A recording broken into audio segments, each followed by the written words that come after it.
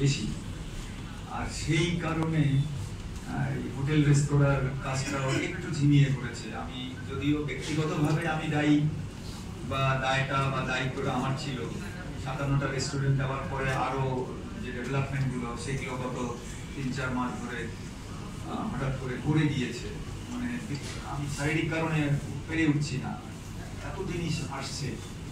Even এখন বাইরে থেকেও মেসেজ আসছে বিভিন্ন দেশ থেকে, আমাদের খাদ্যগুলোতে এই খারাপ হচ্ছে, এই খারাপ হচ্ছে, খাদ্য ফেরত পাঠাচ্ছে।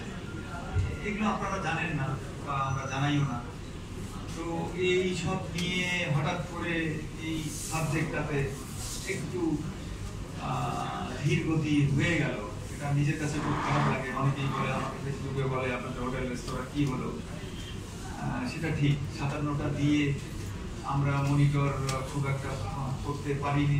প্রথম দিকে করেছিলাম, তারপর হঠাৎ করে গ্যাপ করে গিয়েছে, রোজা এসে গেল। এর মধ্যে বোধহয় 62-63টা ওই এরিয়া রেডি হয়েছে আবার।